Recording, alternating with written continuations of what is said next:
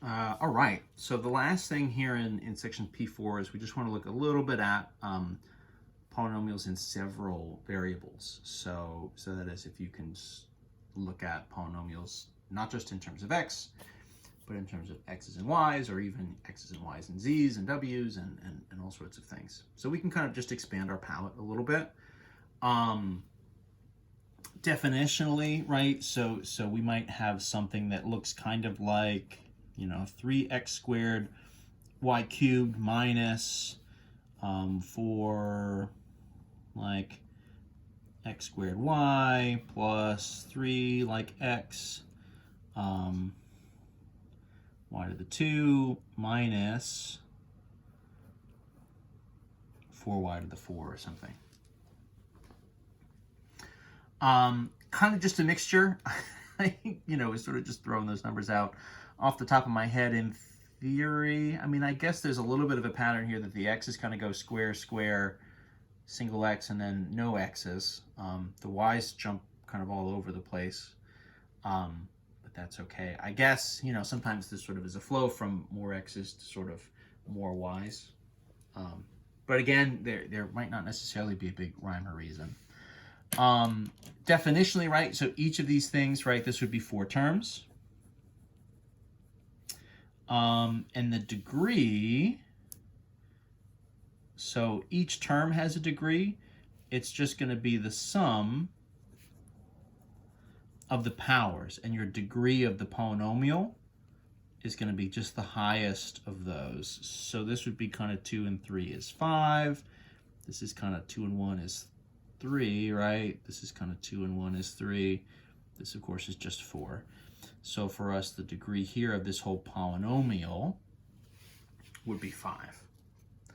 So just a couple definitional things. What we're going to see really maybe a little bit more is just actually sort of doing operations with this kind of stuff. And it really is not any different than what we were doing before. So for addition, subtraction, is still based on like terms.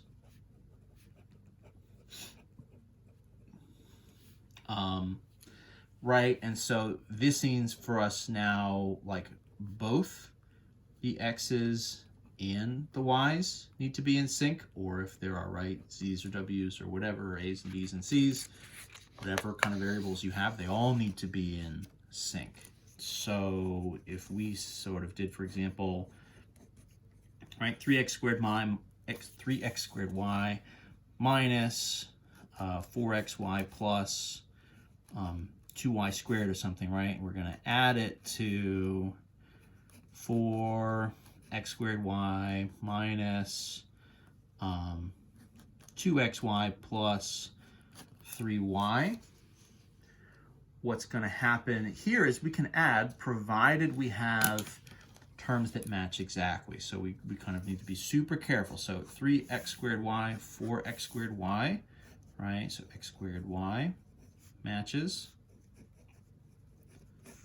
3 and 4, so that would be 7 x squared y. What's next? xy and xy. So minus 4 and minus 2. So that's going to be minus 6xy. And then what? So then we have like plus 2y squared versus plus 3y. So those don't sync up. So they just kind of are what they are, right? We'll just carry those down. Plus 2y squared and then plus 3y. So that's fine, right? I mean, if you have terms that don't match up, as always, just leave them, just carry them down, and you're kind of good to go, and that is what it is. So addition, subtraction will go that way. Similarly, right, any kind of multiplication stuff is really going to follow the same kind of box rules, right? So for multiply, use the box again, right? No reason not to. What can we do? 3x minus 2y times 2x plus 1 or something, right? I mean, again, we can kind of mix and match these in a lot of different ways. So not really trying to hit anything in particular. So for us, let's just do 3x minus 2y going down the side. We'll do 2x plus 1 up top. And so when we multiply, right, our x powers will combine, and then our y powers will combine, and whatever the coefficients are. So this is 3x and 2x. Be 6, right? X to the 2, 3x and 1 plus 3x minus 2y, right, times 2x. So minus 4xy, and then minus 2y and plus 1 be minus 2y.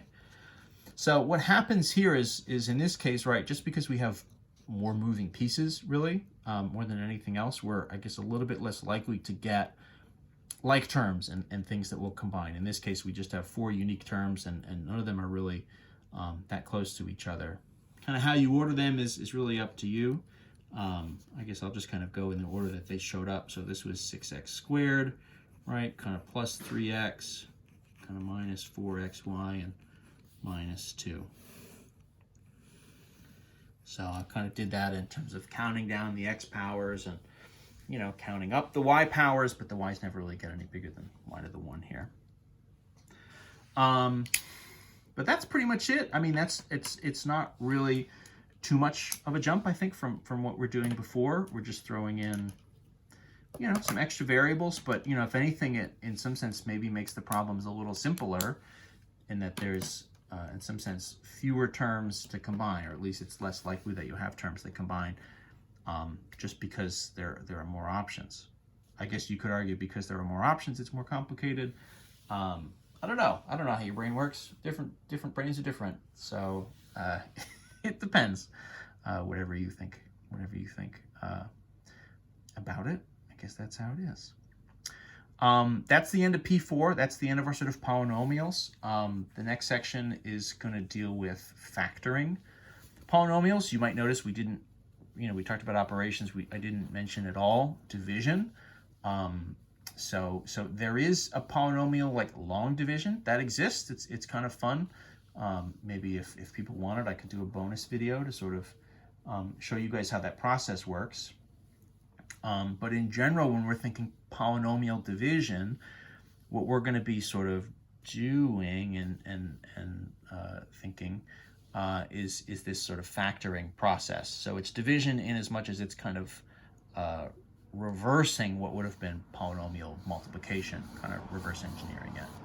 So anyway, that'll be P5. That should be fun. So we'll see you over there.